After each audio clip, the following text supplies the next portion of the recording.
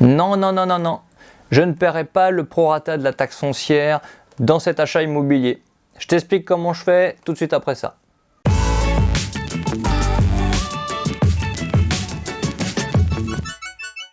Salut, c'est Seb, je suis super content de te retrouver, j'espère que tu vas bien. Donc aujourd'hui on va voir comment je ne vais pas payer la taxe foncière de cette année 2019 alors que vais acheter le bien. Je vais signer, normalement je vais signer en septembre, donc il y a 3 mois que je vais gagner. Au final je vais pas gagner grand chose vu que la taxe foncière n'est pas grande, mais dans tous les cas si tu as une grosse taxe foncière que tu signes au mois de février, au mois de mars, bah, tu auras tout le prorata à payer. Je t'explique pourquoi et je t'explique pourquoi moi je vais pas le payer. Alors tout simplement, quand tu achètes un bien immobilier, la loi dit... Alors j'ai pas trouvé le texte de loi ou l'article qui vraiment expliquait ça, mais quand tu vas sur impôt.gouv, ils expliquent clairement que celui à qui appartient le bien immobilier à la date du 1er janvier de l'année est redevable donc de la taxe foncière. C'est lui qui paye la taxe foncière. Maintenant, il est d'usage que, en fait, lors de la signature chez le notaire, il y ait un calcul au prorata qui se fait. Du coup, alors c'est un arrangement entre le vendeur et l'acquéreur, et maintenant, en fait, ça se fait sans vraiment demander l'avis à l'acquéreur. C'est que le notaire, automatiquement, il va mettre au prorata la taxe foncière. Donc au final, bah, si vous avez 6 mois de taxe foncière à payer, bah, vous payez 6 mois de taxe foncière. Maintenant, eh bien, tout simplement, pour ne pas la payer, il faut le demander. Voilà, vous vous arrangez alors avec le vendeur, une fois que vous avez défini un petit peu votre prix, hein, voilà, vous avez négocié un peu votre prix, etc.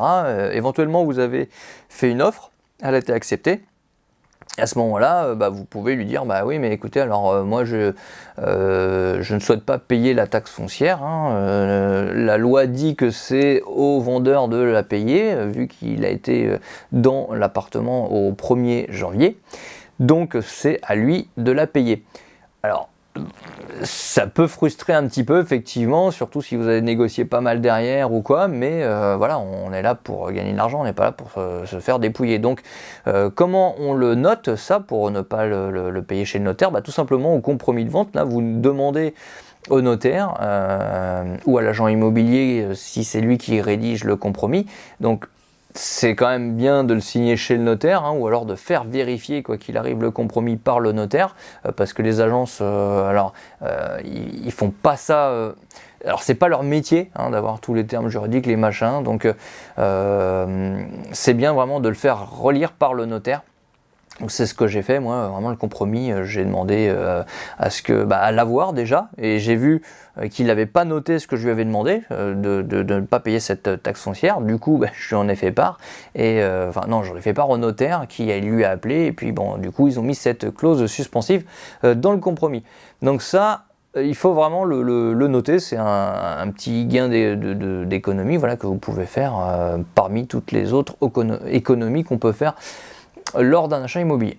Voilà, donc c'était une vidéo très courte, hein, juste pour vous expliquer ça. Voilà, on demande à ne pas le payer, on le fait noter en clause suspensive dans le compromis de vente, et puis voilà, donc on s'arrange avec le vendeur, on essaie d'être aimable, courtois, et puis de lui expliquer tout simplement que le texte il est comme ça, et que vous êtes investisseur, et que vous êtes là pour gagner de l'argent et pas en perdre. Si cette vidéo t'a plu, n'hésite pas à mettre un like et t'abonner, et aussi n'oublie pas la mini présentation que tu peux recevoir chez toi. Donc tu as juste à inscrire ton prénom et ton adresse mail pour la recevoir, une série de 4 vidéos d'un peu plus d'1 heure, totalement gratuites, qui pourront te faire avancer pour investir dans l'immobilier. Allez, sur ce, je te fais des bécos, je te dis à bientôt pour la prochaine vidéo. Ciao!